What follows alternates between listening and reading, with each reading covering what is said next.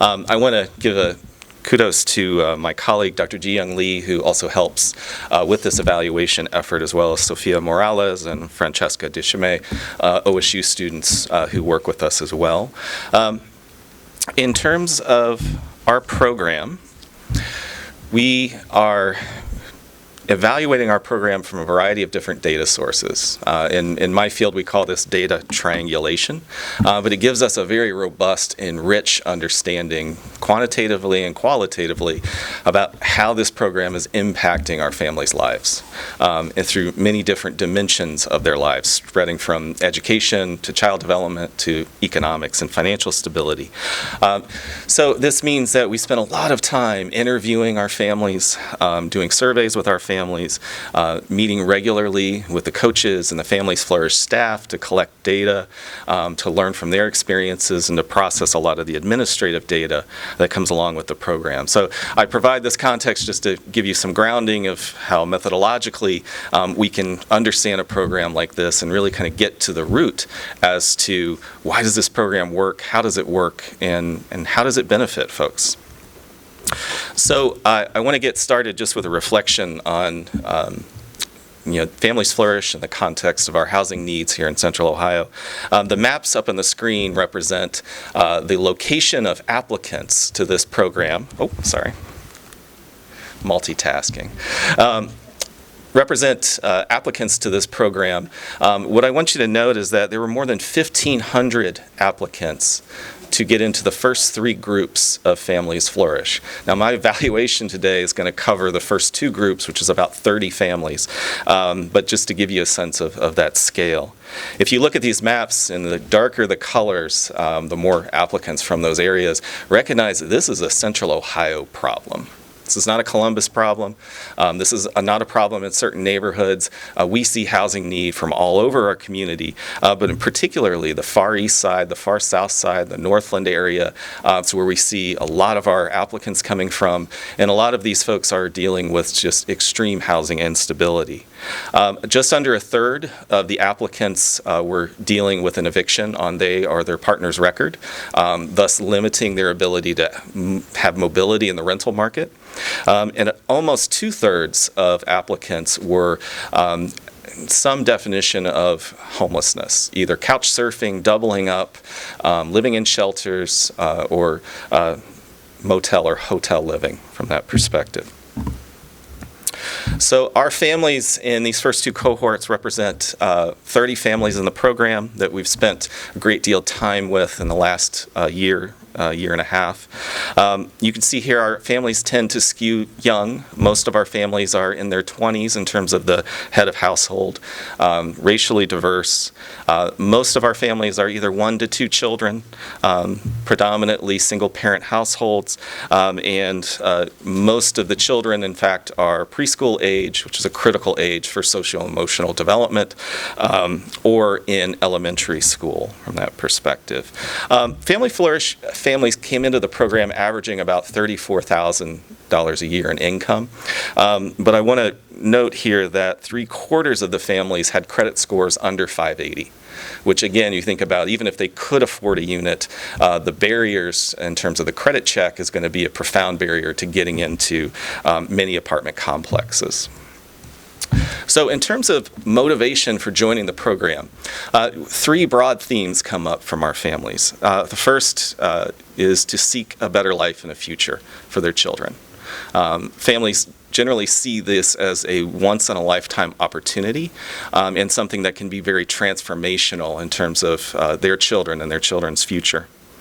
Certainly seeking a better environment. And when we think about a better environment, it really boils down to 2 issues. They want to feel safe in their neighborhood. They want access to the amenities and services that we all need to thrive. That's really what it comes down to. It's as simple as that. And then recognizing this program, in which I want to note that, with Families Flourish being a 3-year program, this is not a long-term program, but they see this as a springboard to greater financial security in the future. And I will add, as we go through our results today, we're already seeing some of that happen, even though we're just a year into the program. I always get to ask this question, so for families in the program, where'd they come from and where'd they move to?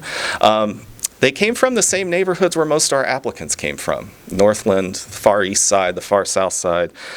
They tended to move just a little ways away, right? Most of our families kind of jump maybe one zip code. And so if you look at the red areas on those maps, those are the zip codes that families are often moving to.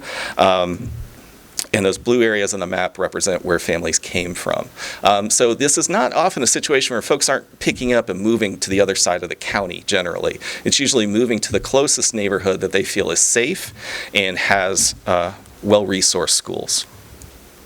So a quick snapshot of our outcomes, and then I'll unpack these a little further in my additional slides. So universally, we've seen that the vast majority of families in this program have found the move and their new neighborhood to be very positive, their new housing to be, they're very happy with the housing that they're in. We've seen the majority of families report improved economic standing within a year of being in the program. 19 out of 27 in particular. This really surprised us, and I'll come back to this later. As evaluating the pilot program, we didn't see these gains until families were 2-3 years into the program, and we're already seeing it now. I don't have a firm answer as to why. We have a lot of well-informed speculation, but it's exciting to see in terms of how families are doing.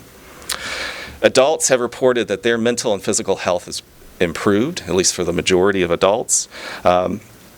And the majority of parents find that the program has been very helpful to their children in a variety of ways. And I'll talk about that in further detail in a few minutes.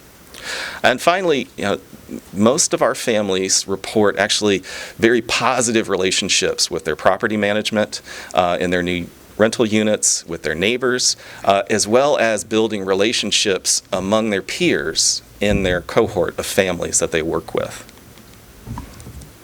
So in kind of thinking through like what was really different about the neighborhood that mattered, I'm going to give you, these are two different slides, and the light purple line, that's the neighborhood that folks came from, and they're evaluating their neighborhood based on those different characteristics. The dark purple line is their evaluation of their new neighborhood, or where they're living now, or where they've been living for a year. You see a couple of themes pop up, and this is our first group of families.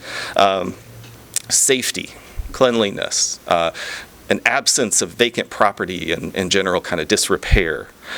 Access to amenities and services, reporting that they have better access to parks and recreational space, profoundly important for the kids. Better access to grocery stores, better access to shopping, et cetera, et cetera.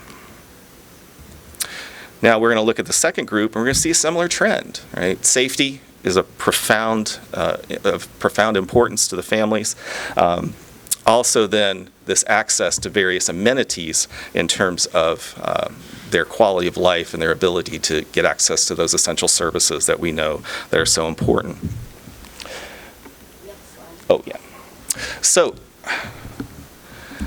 why are they satisfied with the program? A couple of big themes come out, and these often come through our interviews where we can kind of unpack things in a much more deep way conversationally with our families. The first thing to note is a sense of community. A lot of our families feel very isolated. Isolated in the neighborhoods that they live into, but also isolated from positive kind of social networks, positive peer relationships, and so they sense a feeling of community, being in a space with parents who are dealing with the same issues they are, who have the same aspirations, and they see this as really critical to helping them feel not alone in their efforts to improve their life and to improve their children's lives. Obviously, access to opportunities and resources is a major reason why families are so satisfied with the program. And then I would say support from the Family Flourish staff, which includes the program staff and the coaches. And what we see routinely from our families is a sense that they have built very authentic, deep, and honest relationships with the program staff. And that pays tremendous dividends in terms of the coaching aspect of the program, which I'll talk more about in a minute.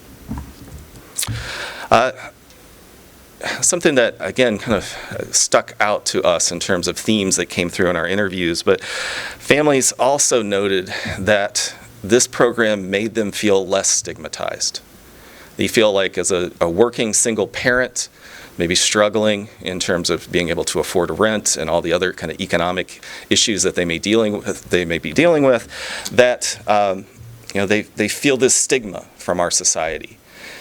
But when they're in those group sessions with the other families and they're working with their coach, that goes away, right? They're in a positive environment, and this, again, pays profound dividends in terms of the state of their mental health and their self-confidence. Families will routinely refer to this as a life-changing experience, and this is something I heard in the pilot evaluation for the many years we spent with those families, and we're hearing it again with this cohort. What do they like about their neighborhoods? Not surprising, access to schools, amenities, services. But again, the issue I want to really kind of focus in on is safety. Safety is the primary motivating factor for why families want to be in a different environment. And I will give you one quote here from one of our families. She noted that, "I didn't think about it, but I actually see policing in a different way living in this neighborhood compared to her old neighborhood. I definitely feel safer. I feel happier. Just the drive home is different, I get to see more trees. I get to see people more happier. It's just better overall." Right? And so again, this is this very subtle but profoundly important difference of being within a safe environment and being in an environment where you feel supported.